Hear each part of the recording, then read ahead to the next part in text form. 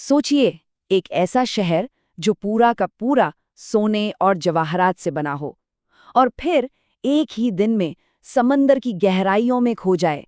जी हाँ, आज हम बात कर रहे हैं भगवान कृष्ण की उस महान नगरी द्वारका की। तो चलिए कहानी की शुरुआत करते हैं। एक ऐसे शहर की कहानी जिसके बारे में कहा जाता है कि उसकी दीवारें सोने की थीं। एक ऐसी जगह जो कह सकते हैं उस समय की सबसे अमीर, सबसे शानदार जगहों में से एक थी। और ये कोई छोटा मोटा शहर नहीं था। हमारे पुराने ग्रंथ जैसे भागवत पुराण बताते हैं कि यहाँ 9 लाख, जी हाँ, 9 लाख से भी ज्यादा आलीशान महल थे। हर महल हीरे, मोतियों और कीमती पत्थरों से जगमगाता था। लेकिन फिर इतना शानदार शहर अचानक समंदर में कैसे समा गया, बस एक ही दिन में? तो सवाल यही उठता है, क्या ये सिर्फ एक कहानी है, एक कल्पना, या फिर इस कथा के पीछे कोई बहुत बड़ी सच्चाई छुपी हुई है? तो इस शहर की कहानी सीधे सीधे भगवान कृष्ण से जुड़ती है। कहा जाता है कि अपने लोगों को बार बार हो रहे हमलों से बचाने के लिए उन्होंने समुद्र देव से मदद मांगी। मदद के तौर पर उन्होंने जमीन का एक टुकड़ा मांगा, और समुद्र देव ने उन्हें जमीन दी भी। इसी जमीन पर दिव्य वास्तुकार विश्वकर्मा ने एक ऐसा शहर बसाया जो किसी चमत्कार से कम नहीं था। एकदम परफेक्ट प्लानिंग, सीधी सड़कें, बड़ा सा बंदरगाह, एडवांस्ड इरिगेशन सिस्टम, सब कुछ था वहां। और इसीलिए इसका नाम पड़ा द्वारका, यानी द्वारों का शहर। लेकिन इस सुनहरे दौर का अंत होना तय था, और इसकी वजह बने 2 बहुत शक्तिशाली श्राप।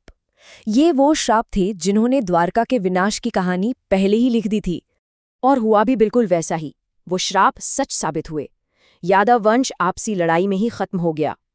और जैसे ही भगवान कृष्ण ने इस दुनिया से विदा ली, समंदर ने अपनी दी हुई जमीन और उस पर बसा वो शानदार शहर वापस ले लिया। सब कुछ पानी में डूब गया। अब सदियों तक तो ये सब सिर्फ कथाओं और कहानियों में ही जिंदा रहा, लेकिन फिर 20वीं सदी में कुछ अजीब बातें होने लगी। पायलट्स और मछुआरे कहने लगे कि उन्हें समंदर के नीचे कुछ अजीब, मतलब इंसान की बनाई हुई जैसी कोई चीजें दिखती हैं। और यहीं से शुरू हुई असली खोज। और ये सिर्फ बातें नहीं थी। 1930 के दशक से ही ऐसी रिपोर्ट्स आ रही थीं। फिर 1963 में एएसआई ने खुदाई शुरू की, तो पुराने बर्तन मिले। और 70 के दशक में तो एक तांबे की प्लेट मिली जिस पर सीधे सीधे कृष्ण के वहां रहने का जिक्र था। तो ये सारे सुराग एक ही तरफ इशारा कर रहे थे कि द्वारका सिर्फ एक कहानी नहीं, बल्कि एक खोया हुआ इतिहास है। अब बारी थी इस खोज को एक नई दिशा देने की, और ये काम किया एक ऐसे पुरातत्वविद ने जिनके लिए ये सिर्फ एक प्रोजेक्ट नहीं, एक मिशन बन गया। ये थे डॉक्टर एस.आर. राव, भारतीय समुद्री पुरातत्व के पायनियर। उनका मानना था कि हमारे जो पुराने ग्रंथ हैं वो सिर्फ धार्मिक किताबें नहीं हैं, बल्कि वो एक तरह से हिस्टोरिकल डॉक्यूमेंट्स हैं, एक नक्शा है। और वो इस नक्शे के सहारे द्वारिका को ढूंढ निकालने पर अड़े हुए थे। लेकिन ये काम इतना आसान नहीं था। सोचिए, उनके अपने ही साथी उन पर शक कर रहे थे। पैसे की बहुत कमी थी और उस जमाने में कोई एडवांस टेक्नोलॉजी भी नहीं थी। पर इन सब मुश्किलों के बावजूद उनकी टीम ने जो खोज निकाला वो कमाल का था। समंदर के नीचे एक 560 मीटर लंबी दीवार, इमारतों के 30 से ज्यादा पत्थर के खंभे, पुराने जमाने के लंगर, ये सब सबूत चीख चीख कर कह रहे थे कि यहाँ कोई शहर था। तो ये पूरी खोज, ये दशकों की मेहनत है। 1963 में पहली जमीनी खुदाई से लेकर 1980 के दशक में डॉक्टर राव के वो 12 मुश्किल अंडरवाटर एक्सपेडिशंस। और फिर 2000 के बाद जब हाईटेक सोनार जैसी तकनीक आई तो तस्वीर और भी साफ हो गई। हर दशक में हम सच्चाई के थोड़ा और करीब आते गए। तो डॉक्टर राव के काम से ये तो लगभग तय हो गया कि हाँ, पानी के नीचे एक शहर तो था। पर असली सवाल अब भी वही था, आखिर ये शहर डूबा कैसे?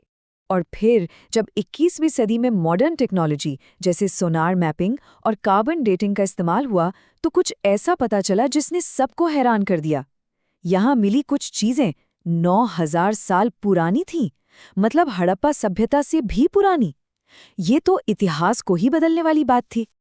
तो अब देखिए, हमारे सामने 2 कहानियां हैं।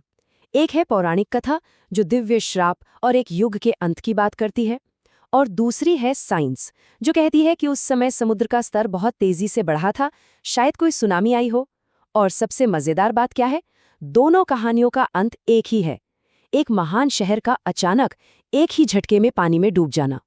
और यहीं द्वारका की खोज हमें एक बहुत बड़ी बात सिखाती है। ये दिखाती है कि ज़रूरी नहीं कि आस्था और विज्ञान हमेशा आमने सामने ही खड़े हों। कभी-कभी ये एक ही सच तक पहुंचने के दो अलग-अलग रास्ते भी हो सकते हैं। और इसी संगम का, इसी जुड़ाव का एक बहुत पावरफुल सिंबल हमें इसी साल 2024 में देखने को मिला, जब प्रधानमंत्री नरेंद्र मोदी ने खुद उस जगह पर जाकर पानी के नीचे उन खंडरों को एक मोर पंख अर्पित किया। ये एक तरह से हमारी इस महान विरासत को एक सलाम था। तो आज की तारीख में द्वारिका के दो रूप हैं। एक जो जमीन पर है, एक बड़ा तीर्थ स्थल जहां लाखों लोग आस्था लेकर आते हैं, और दूसरा जो समंदर के नीचे है, एक ऐतिहासिक रहस्य जो पूरी दुनिया के लिए एक आर्कियोलॉजिकल मिस्ट्री बना हुआ है। तो द्वारका की ये जो यात्रा है, एक मिथक से हकीकत बनने तक की, ये एक बड़ा सवाल छोड़ जाती है। अगर द्वारका का ये शानदार शहर सच था, तो हमारी और कितनी कहानियां, कितनी पौराणिक कथाएं हैं जो बस खोजे जाने का इंतजार कर रही हैं। कौन जाने वो भी किसी दिन इतिहास बन जाए।